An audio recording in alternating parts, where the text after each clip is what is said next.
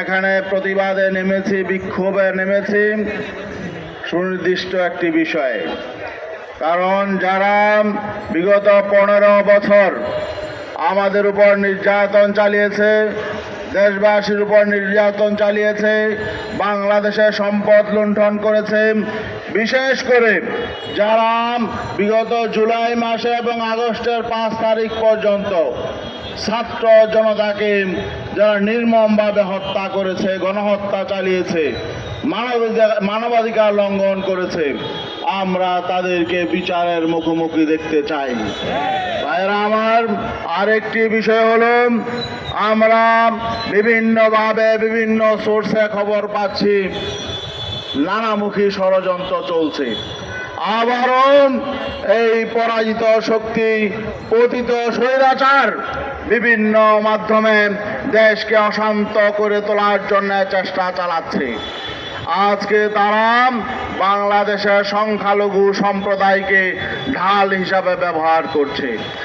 আমরা পরিষ্কার বলতে চাই, কোনো ষড়যন্ত্র চক্রান্তে এই পতিত স্বৈরাচার সরকার আর পুনর্বাসিত হতে পারবে না ইনশাআল্লাহ। আরেকটি বিষয়, এই স্বৈরাচার হাসিনা সরকারের এই অবৈধ প্রধানমন্ত্রীর ছেলে সজীব ওয়াজেদ জয়, সে বিদেশে থেকে বিভিন্নমুখী উস্কানিমূলক বক্তব্য দিচ্ছে।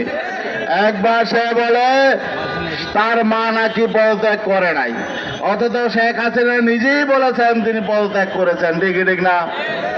আবার সে উদ্দেশ্যপূর্ণভাবে বলছে দিল্লিকে আহ্বান জানাচ্ছে, ভারত সরকারকে আহ্বান জানাচ্ছে যাতে বাংলাদেশের বিদ্যমান সংবিধান যাতে সংরক্ষণ করা হয়। সে দিল্লিকে আহ্বান জানাচ্ছে বাংলাদেশের সংবিধান সংরক্ষণ করার জন্য, সুরক্ষিত করার জন্য। দিল্লিকে আহ্বান জানাচ্ছে সাংবিধানিকভাবে আগামী 90 দিনের মধ্যে যাতে বাংলাদেশে নির্বাচন হয়। তা দিল্লি কি বাংলাদেশে নির্বাচন করবে? বাংলাদেশের সংবিধান রক্ষার দায়িত্ব কি দিল্লির? তাহলে কি বোঝা যায়? আসলে তারা বাংলাদেশকে কোনো স্বাধীন রাষ্ট্র এখনো মনে করে না। তারা বাংলাদেশকে দিল্লির একটি করজ রাজ্য মনে করে।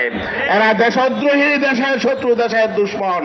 অতএব মা ছেলেকে দেশদ্রোহী মামলা তাদের বিরুদ্ধে করতে হবে।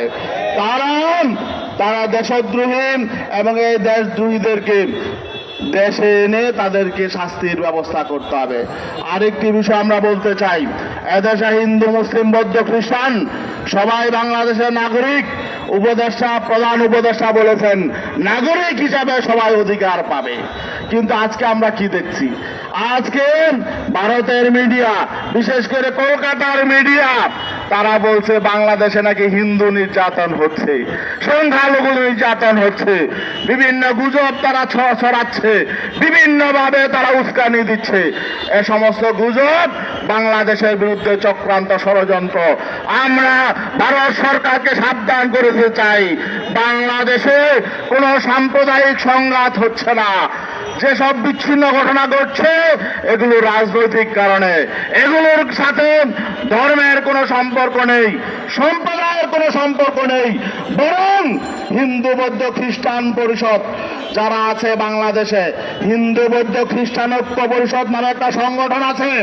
আমরা জানি এই সংগঠনটি আগাগোড়াই এই স্বৈরাচারকে সহযোগিতা করেছে, স্বৈরাচারের সকল অপকর্ম তারা সমর্থন করেছে এবং তারাও নিপীড়কের ভূমিকা পালন করেছিল। তারপরেও তো আমরা তাদের বিপক্ষে অবস্থান নেই নাই। আমাদের গোটা বাংলাদেশে সকল ইসলামপন্থী শক্তি তাদেরকে পাহারা দিয়েছে, এখনো পাহারা দিচ্ছে। আপনার সাবধান হয়ে যান। দেশের বিরুদ্ধে ষড়যন্ত্র চক্রান্ত করলে আমরা দেশের নাগরিক হিসাবে আপনাদেরকে চিহ্নিত করব, কোন ভিন্ন ধর্মাবলম্বী হিসেবে নয়। অতএব বাংলাদেশের কোন নাগরিক যদি বাংলাদেশের বিরুদ্ধে ষড়যন্ত্র চক্রান্তে লিপ্ত হয়, আমরা কাউকে কিন্তু ছাড় দিব না। সংগ্রামী ভাইয়েরা আমার, পতিত সরকারের যারা রয়েছেন, আওয়ামী লীগের ভাইদেরকে বলবো, আপনাদের তো ন্যূনতম লজ্জাবোধ থাকা উচিত, আত্মসম্মান থাকা উচিত যেই নেত্রী আপনাদেরকে ছেড়ে নিজের সুরক্ষিত থাকার জন্য চলে গেল, তার ছেলে মেয়েরা চলে গেলেন এবং তার আত্মীয় স্বজন সব আপনাদেরকে রেখে চলে গেলেন, আপনারা আবার তার পক্ষে আন্দোলন করছেন? লজ্জা থাকা উচিত। যদি আপনাদের ন্যূনতম লজ্জা থাকে, বিবেক বুদ্ধি থাকে, আল্লাহ যদি আপনাদের মাথায় ন্যূনতম বিবেক দিয়ে থাকেন, আপনারা তাকে বর্জন করুন। আপনারাও তার বিচার চান। আপনাদেরকে কেন তারা অরক্ষিত রেখে চলে গেল? আপনাদেরকে কেন তারা অবৈধ কাজ করার জন্য নির্দেশ দিল? বরং আপনাদের উচিত, আপনাদের তো তাদের বিরুদ্ধে বিচার চাওয়া উচিত। বাংলাদেশের কোনো মানুষ হাসিনাকে সমর্থন করতে পারে না এবং শেখ মুজিবের 14 গোষ্ঠী কাউকে সমর্থন করতে পারে না। আর বিগত 15 বছর 16 বছর ক্ষমতায় থেকে তারা যে সমস্ত ফরমান জারি করেছে, যেসব আইন করেছে, সংবিধানে যেসব সংশোধনী তারা এনেছে, সব কিছু বাতিল করতে হবে। বর্তমান সংবিধান এটা বাংলাদেশের জন্য উপযোগী সংবিধান নয়। তারা সংবিধানে যে সমস্ত অবৈধ, এই অবৈধ পার্লামেন্টে বসে যেসব অবৈধ সংশোধনী এনেছে, অবৈধ আইন করেছে, সব কিছু বাতিল করতে হবে। শুধু বিচার করলেই হবে না, বাংলাদেশের সংবিধানকে বাংলাদেশের উপযোগী করতে হবে।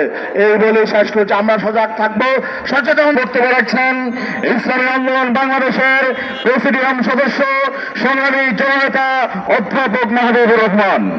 কাতরাচ্ছে, তারপরে লজ্জা হয় না, ফিরে আসতে চায়। বাংলার বর্ডার উন্মুক্ত নয়, বাংলার বর্ডার প্রত্যেক মুসলমান পাহারা দিবে। যাওয়ার সুযোগ নাই, আসতে দেওয়া হবে না। প্রিয় ভাইয়ের আমার, তৃতীয়ত হচ্ছে আজকে তাদের যে অবস্থা, তারা যে কথা বলতে চায়, উস্কানি দিতে চায়, গাজী ভাই যা বলেছেন, লজ্জা তো হওয়া উচিত। নিজে গেছে, বইন গেছে, ফুফাতো মামাতো খালাতো সব গোষ্ঠী 14 গোষ্ঠী নিয়ে গেছে, আপনাদেরকে কেন নিয়ে যায় নাই? আপনারা কোন দলের অনুসারী করেন, কোন নেত্রীর অনুসরণ করেন? তার 14 গোষ্ঠী তিনি নিয়ে চলে গেছেন, আপনারা দেশে যেতে পারছেন না।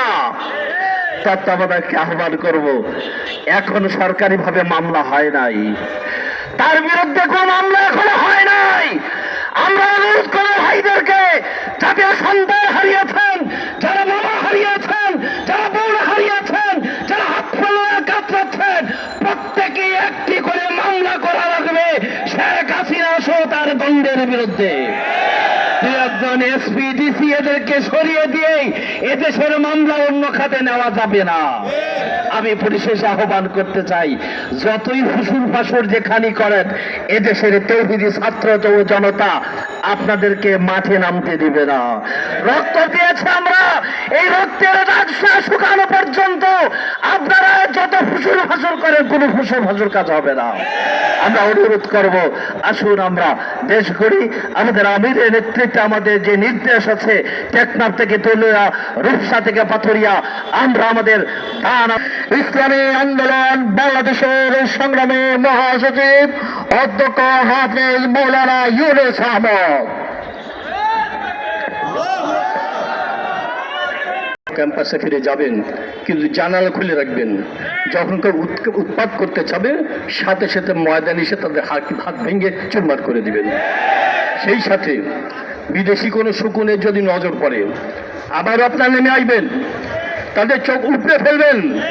এই স্বাধীনতা আপনাদের অর্জন বিনষ্ট হতে দেওয়া যাবে না। অন্তর্বর্তীকালীন সরকারকে আমি একটা পরামর্শ দিতে চাই। এই গত প্রায় 16 বছর প্রশাসনিকভাবে, রাজনৈতিকভাবে যত হত্যাকাণ্ড হয়েছে, আপনারা বিচার করুন। বিশেষ করে এদেশের টাকা যারা বিদেশে পাচার করেছে, দুর্নীতি করেছে, তাদের বিচার করুন। শুধু তাই না, যারা সরকারে ছিল তাদের সম্পদের হিসাব নেন, শ্বেতপত্র আকারে আবার পেশ করুন। আর অনেক বছর এই দেশের মানুষ সুষ্ঠু একটা নির্বাচন দেখতে পারে না। আমরা চাই পিআর সিস্টেমে নির্বাচনের ব্যবস্থা করুন, অর্থাৎ ভোট কোনো ব্যক্তিকে দিবে না, দলকে দিবে, প্রতীকে দিবে। যে পরিমাণ ভোট পাবে সেই সংখ্যক সংসদ সদস্য সংসদে যাবে। সাথে সাথে আরেকটা কথা মনে করে দিতে চাই, আইন শৃঙ্খলা রক্ষাকারী বাহিনী, প্রশাসন আর যারা সরকারে ছিলেন, তারা যারা সীমা লঙ্ঘন করেছেন, যারা শপথ ভঙ্গ করেছেন, যারা অন্যায় করেছেন, মানবাধিকার লঙ্ঘন করেছেন, তাদের বিচার করুন। সাথে সাথে আরেকটা কথা বলতে চাই, এদেশে শিক্ষা ব্যবস্থা কী হয়েছে আপনারা জানেন। অন্তর্বর্তীকালীন সরকারকে বলতে চাই, আপনারা আমাদের প্রেক্ষাপট তৈরি করবেন, এই শিক্ষা সিলেবাসে যত অসুবিধাজনক দেশের স্বার্থবিরোধী বিষয় ঢোকানো হয়েছে এর পরিবর্তন ঘটান। অর্থাৎ ইসলামের বিরুদ্ধে যত বিষয় এখানে আনা হয়েছে আবার আপনার সংসদের মাধ্যমে দেশকে একটা সুন্দর একটা ইসলামী শিক্ষার ব্যবস্থা করে দেন। সাথে সাথে আবার বলতে চাই, আপনারা এই দেশের বিরুদ্ধে যে ষড়যন্ত্র চলছে চোখ কান খোলা রাখবেন, আর আগামীতে আপনারা সজাগ থাকবেন। যখনই পিসাব চরমাই ডাক দিবেন আবার ময়দানে নেমে আসবেন। এই দেশের স্বাধীনতা আর এই অর্জনকে আমরা ধ্বংস দিতে পারি না।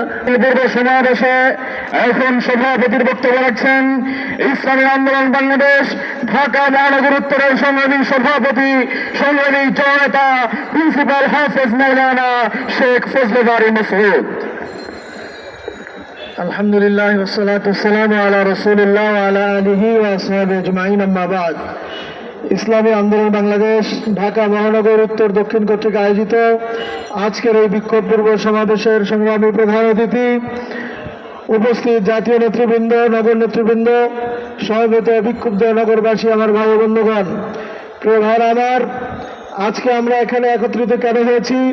আমাদের ব্যানারে লেখা আছে, এই বৈষম্য বিরোধী আন্দোলনে যেই গণহত্যা হয়েছে, গণহত্যাকারীদের আমরা বিচার চাই। আমরা দেখতে পাচ্ছি এখনো তাদেরকে বিচারের আওতায় আনা হয় নাই। আমরা দেখতে পাচ্ছি এখনো ওই বিগত সরকারে যারা ছিল, যারা খুনের অর্ডার দিয়েছে, নির্দেশ দিয়েছে, তাদেরকে এখনো গ্রেপ্তার করা হয় নাই। আমরা সেনাবাহিনী এখনো, যেহেতু পুলিশ প্রশাসন পুরোদমে মাঠে নামে নাই, আমরা পুলিশ প্রশাসন সহ সেনাবাহিনীর তারা রয়েছেন, তাদের প্রতি একটা আহ্বান জানাই। আপনাদের প্রতি দেশের মানুষের আস্থা রয়েছে এবং আপনারা দেশের ছাত্র জনতার পক্ষে কাজ করেছেন বলে আমরা ধারণা করছি। অনতিবিলম্বে যারা বিগত সরকারের সাথে এই খুনের সাথে তৎপরতায় লিপ্ত ছিল, আপনারা তাদেরকে কোথাও আমরা যেন খবর না পাই যে আপনাদের তত্ত্বাবধানে কিংবা কোথাও তারা হেফাজতে রয়েছে। আজাতি জানতে চায় এবং দেখতে চায় অনতিবিলম্বে এই খুনিদেরকে গ্রেপ্তার করতে হবে। আমরা সেটা দেখতে চাই এবং জানতে চাই। আমরা দেখতেছি কিছু ফুসফাস করতেছে আওয়ামী লীগের যারা আছেন, আপনাদের লজ্জা হওয়া দরকার। লজ্জা খেয়েছেন, এত খাওয়া দরকার নাই। কিভাবে আপনাদের লজ্জা চলে গিয়েছে? আমাদের প্রশ্ন জাগে, কোন চেহারায়, কোন মুখে আবার আপনারা মাঠে নামতে চান? আপনারা সে আশা কখনো করবেন না। যদি রাস্তায় নামতে চান, হতে পারে দেশবাসী আপনাদেরকে প্রত্যাখ্যান করে ঘরে ফিরাতে বাধ্য হবে ইনশাআল্লাহ। হ্যাঁ, গণতান্ত্রিক অধিকার আছে, নামতে পারেন, কিন্তু খুনিরা রাস্তায় নামতে পারে না। আমার ভাইকে খুন করা হয়েছে, তারা কবরে রয়েছে, খুনি এখন রাস্তায় ঘুরবে, দাম্ভিকতা দেখাবে, এটা কখনো হতে পারে না। কাজে অনতিবিলম্বে খুনিদেরকে গ্রেপ্তার করেন এবং তাদেরকে বিচারের আওতায় আনেন।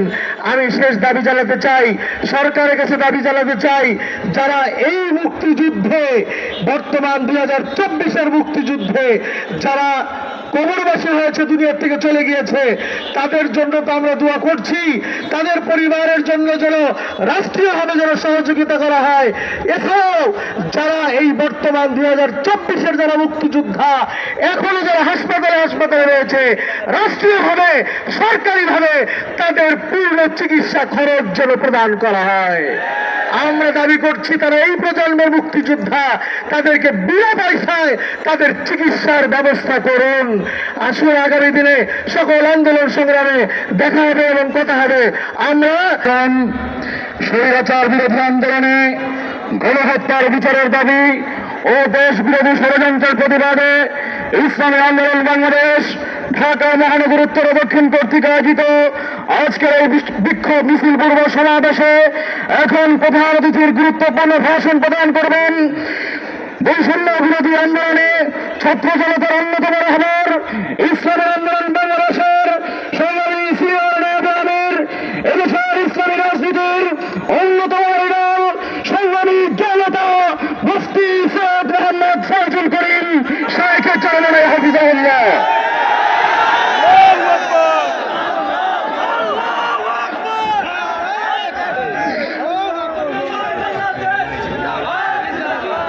আসসালামু আলাইকুম রহমতুল্লাহি ওয়া বারাকাতুহু। নাহমাদু ওয়া নুসাল্লি আলা রাসূলিহিল কারীম, আম্মা বাদ। ফাআউযু বিল্লাহি মিনাশ শাইতানির রাজীম। বিসমিল্লাহির রহমানির রহিম। ওয়া তিলকাল আইয়ামু নুদাবিলুহা বাইনান নাস। সবাই দুরূদ শরীফ পড়ি। আল্লাহুম্মা সাল্লি আলা সাইয়্যিদিনা ওয়া নাবিয়িনা ওয়া শাফিঈনা ওয়া হাবিবিনা মাওলানা মুহাম্মদ সাল্লাল্লাহু আলাইহি ওয়া আলা আলিহি ওয়া আসহাবিহি ওয়া বারাকা ওয়া সাল্লাম। ইসলামী আন্দোলন ঢাকা মহানগর কর্তৃক আয়োজিত আজকে বিক্ষোভ পূর্ব সমাবেশের সম্মানিত সভাপতি, কেন্দ্রীয় নেতৃবৃন্দ, সকল স্তরের ভাইয়েরা আমার, আলহামদুলিল্লাহ 5ই আগস্ট দ্বিতীয়বার দেশ স্বাধীন হয়েছে। আমরা আশা করি মানুষ মুক্তি পেয়েছে, মানুষ শান্তিতে বসবাস করবে, মানুষ বৈষম্য শিকার হবে না। যে আন্দোলনের মূল দাবি ছিল বৈষম্য বিরোধী আন্দোলন, এখানে বৈষম্য থাকবে না।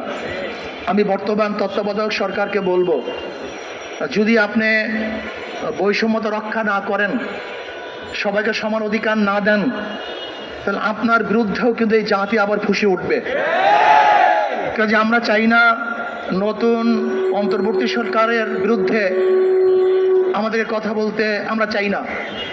আমরা চাই যেই দাবিকে সামনে নিয়ে মানুষ রক্ত দিয়েছে, জীবন দিয়েছে, সেই দাবি বাস্তবায়ন হোক।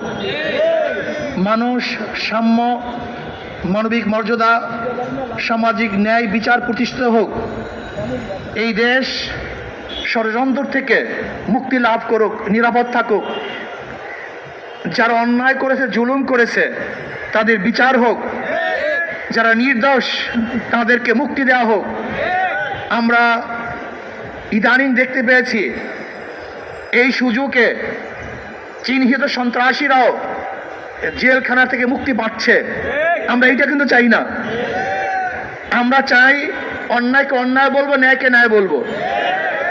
যারা অন্যায় করছে আমরা তাদের বিরুদ্ধে, যারা ন্যায় করবে আমরা তাদের পক্ষে। আমি প্রত্যেকটা দলের লোকদেরকে এই অনুরোধ করব, দলের পক্ষ না করে ন্যায়ের পক্ষে থাকুন। যে ন্যায় করবে আমি তার পক্ষে, যে অন্যায় করবে আমি তার বিপক্ষে। যদি এই নীতি ও আদর্শ লালন করে আমরা চলতে পারতাম, তাহলে দেশের অবস্থা এরকম হতো না। আপনারা দেখেছেন যারা বিবেকবান মানুষ, যারা মানুষ গড়ার কারিগর, সেই প্রতিষ্ঠানগুলির প্রধানদের অবস্থা কি দেখেছি আমরা, ভিসিদের অবস্থা কি দেখেছি, প্রফেসরদের অবস্থা কি দেখেছি। নীতি বিবর্জিত এক দল সম্প্রদায়কে আমরা দেখেছি, যারা বিগত সরকারের হাজারো অন্যায়কে সাপোর্ট দিয়েছে, যারা বিগত সরকারের হাজারো খুনকে গোপন করেছে, যারা বিগত সরকারের হাজারো জুলুমকে মাটি চাপা দিয়েছে। এটা বিবেকের কাজ নয়। যদি সেই সময়টি আমরা সবাই অন্যায়ের বিরুদ্ধে রুখে দাঁড়াতাম, অন্যায়ের প্রতিবাদ করতাম, তাহলে আজকে শেখ হাসিনা ফেরাউনের দরজায় পুষত না। সে অনেক আগে সংশোধন হয়ে যেত। কিন্তু আমরা তাদের এই জুলুম অত্যাচারকে স্বীকার করার কারণে আজকে শেখ হাসিনা এবং তার দলের অবস্থা এই পর্যন্ত পুষছে। আজকে যারা অন্তর্বর্তীকালীন সরকার আছেন, আমি অনুরোধ করব, যারা এখনো ওলামায়ে কেরাম, কিছু ওলামায়ে কেরাম আছেন যারা নির্দোষ, জেলে ধুকে ধুকে মরছে, তদন্তের ভিত্তিতে আপনি তাদেরকে মুক্তি দান করেন। আর যারা অন্যায়কারী তাদেরকে কিন্তু আবার এই ফাঁকে ছেড়ে দিয়েন না, তাহলে দেশ কিন্তু আবারও সন্ত্রাসের শিকার হবে। আজকে বিডিআর হত্যায় বহুত বিডিআর যারা অন্যায়ের সাথে জড়িত ছিল না, যারা অন্যায় করে নাই, গুলি চালায় নাই, এবং হাজারো বিডিআর আজও জেলখানায় ধুকে ধুকে মরছে। আমি অন্তর্বর্তীকালীন সরকারকে বলবো, আপনি আবারও দ্বিতীয়বার শেখ হাসিনা সরকার সময় যে বিডিআর ভাইদেরকে অন্যায়ভাবে সাজা দেওয়া হয়েছে, তাদের ব্যাপারে আবার রিএক্সামিন করে তাদেরকে, যারা অপরাধের সাথে জড়িত না, তাদের মুক্তি দেওয়ার ব্যবস্থা করুন। আজকে জয়ের বক্তব্য দেখলাম, এদেশের সংবিধান রক্ষা করার জন্য সে ভারতকে আহ্বান করেছে। যেই ভারত আপনাদেরকে রক্ষা করতে পারে নাই, সেই ভারত আমাদের দেশের সংবিধান কিভাবে সংশোধন করবে? না, আমরা অন্য কোনো দেশের হস্তক্ষেপ আমাদের দেশের সংবিধান সংশোধনের জন্য চাই না। আমাদের অভ্যন্তরীণ কোনো বিষয় কোনো রাষ্ট্রের হস্তক্ষেপ আমরা চাই না। আমাদের দেশের সমস্যার সমাধান এদেশের জনগণ করবে, অন্য কেউ করতে পারবে না। যদি কেউ আহ্বান করে, আমরা মনে করব তারা দেশদ্রোহী, তাদেরকে বিচারের আওতায় আনা উচিত। আজকে হিন্দু সম্প্রদায় মিছিল মিটিং করতেছে, মন্দিরে আগুন দেওয়া হয়েছে, অমুকি নির্যাতন করা হয়েছে। আমি বলবো কোন হিন্দু সম্প্রদায়ের মন্দিরে কোনো ব্যক্তিকে আক্রমণ করা হয় নাই, আগুন দেওয়া হয় নাই। বরং এদেশের 99% হিন্দু তো আওয়ামী লীগ করে, তারা তো আওয়ামী লীগের লোক। আওয়ামী লীগের হাজারো মুসলমানদের উপরে যদি আক্রমণ হলে সেটা সাম্প্রদায়িক আক্রমণ না হয়, তা আওয়ামী লীগের কারণে হিন্দুদের উপর আক্রমণ করলে সেটা সাম্প্রদায়িক হবে কেন? আজকে হিন্দু সম্প্রদায়কে সামনে নামিয়ে আবারও দেশকে ধ্বংস করার নীল একটা নকশা আঁকা হয়েছে। আমি অনুরোধ করব তত্ত্বাবধায়ক সরকারকে, আমি অনুরোধ করব আপনি হুকুম জারি করেন, প্রত্যেকটা মন্দিরের মধ্যে সিসি ক্যামেরা লাগাতে হবে। প্রত্যেকটা মন্দিরে সিসি ক্যামেরা থাকবে। যেই মন্দিরের মধ্যে সিসি ক্যামেরা থাকবে না, সেই মন্দিরের উপর কেউ আক্রমণ করলে এই দায়িত্ব সরকার এবং এই জনগণ গ্রহণ করবে না। আমরা বিগত দিনে দেখেছি আসলে মন্দির নিজেরা ভেঙ্গে এই বাংলাদেশের জনগণের উপরে চাপিয়ে দেওয়ার চেষ্টা করা হয়েছে, এখন হচ্ছে। এর জন্য আমি অনুরোধ করব প্রত্যেকটা মন্দিরের মধ্যে সিসি ক্যামেরা লাগানো হোক। আর একটা কথা মনে রাখতে হবে, আমরা সমস্ত সম্প্রদায়ের ভাইয়েরা একত্রিত হয়ে দেশকে গড়তে চাই, আমরা তাদেরকে মূল্যায়ন করতে চাই। এর জন্য আমি মনে করি বাংলাদেশের প্রত্যেক ধর্মের পার্সেন্টেজ অনুযায়ী, তাদেরকে চাকরি দেওয়া হোক। হিন্দু যত পার্সেন্টেজ তাদেরকে সেই পরিমাণ চাকরি দেওয়া হোক। বৌদ্ধ যেই পরিমাণ পার্সেন্টেজ তাদেরকে সেই পরিমাণের চাকরি দেওয়া হোক। খ্রিস্টান যেই পরিমাণ পার্সেন্টেজ আছে তাদেরকে সেই পরিমাণের চাকরি দেওয়া হোক। এবং মুসলমানের সংখ্যা যেই পরিমাণ ওই অনুযায়ী তাদেরকেও চাকরি দেওয়া হোক। প্রিয় ভাইয়েরা আমার, আজকে দেশকে দ্বিতীয়বার ধ্বংস করার চক্রান্ত করতেছে। আমরা সজাগ আছি, আমরা এই আন্দোলনে ছিলাম, সামনের কাতারে ছিলাম, আমাদের ভূমিকা ছিল সর্বোচ্চ ভূমিকা ছিল, সবার সাথে আমরা ছিলাম। দেশ রক্ষার জন্য আমরা ইনশাআল্লাহ আসি, থাকবো ইনশাআল্লাহ। কাজী কোনো ষড়যন্ত্র থেকে আমরা কোনো অবস্থায় চোখ বুঝে থাকবো না, নীরব থাকবো না, ঘুমিয়ে যাব না, বরং সজাগ থাকতে হবে। কাজে আসুন আমরা দেশকে রক্ষা করার জন্য সামনে অগ্রসর হই, এই দেশকে বাঁচাবার চেষ্টা করি, দেশকে সুন্দর করার চেষ্টা করি। আর ছাত্রদেরকে বলবো যে খবরদার, আমাদের কর্মকাণ্ডে যেন মানুষ আমাদের উপরে অসন্তুষ্ট না হয়, সে চিন্তা আমাদেরকে করতে হবে। আল্লাহ আমাকেও আমাদের সবাইকে কবুল করে নেন। এখন আমরা মিছিলে অংশগ্রহণ করি।